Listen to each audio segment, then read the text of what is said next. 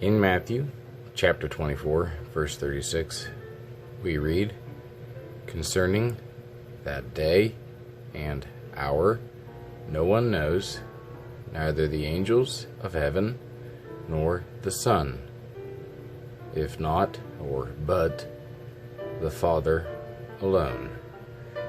The phrase in question is "nor the Son," as indicated by the footnote number 3.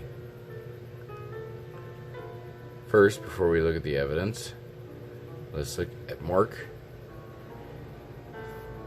13, chapter 32. "Concerning that day or hour no one knows, neither the angels in heaven nor the Son, if not or but the Father." Notice that the word monos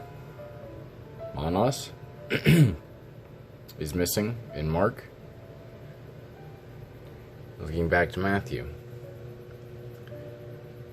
the phrase "nor the Son" is contained in Sinaiticus, Vaticanus, Beza, a whole host of minuscules, majuscules, and early patristic evidence. Yet the phrase is lacking the first corrector of Sinaiticus, as well as many minuscules and majuscules, and the majority or Byzantine text, including lectionaries, the Old Latin, Vulgate, Syriac, and so on, as well as many patristic citations. So is the phrase "nor the Son" authentic? Externally, it seems that it is, especially when Aleph and B agree. The reading seems to go back very far. However, when it comes to Mark and Matthew tends to soften what Mark says in order to preserve a higher Christology. So for Matthew to omit the phrase "nor the Son" is likely, considering that Matthew tends to soften Mark's language. So internally, the lack of the phrase seems very strong. Externally, the inclusion is very strong.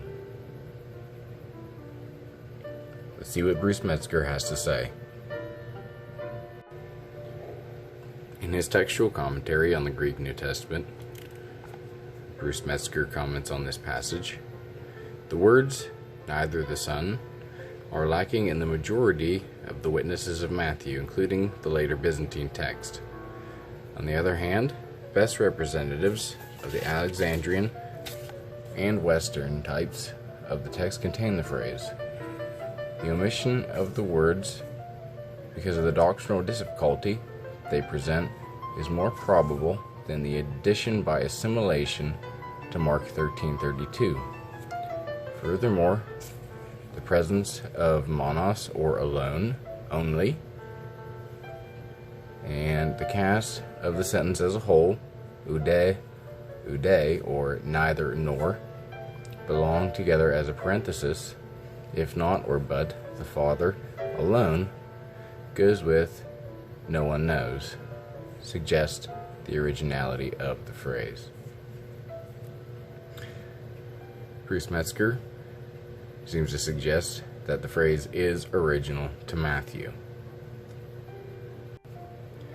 Considering the strong external evidence and the unlikeliness that scribes would conflate the reading with Mark, the evidence suggests that the phrase "ude ha weos," or "nor the Son," seem to be authentic. However, a very strong argument can be made to the exclusion or omission of the phrase. Weigh the evidence for yourself and be objective. Thank you.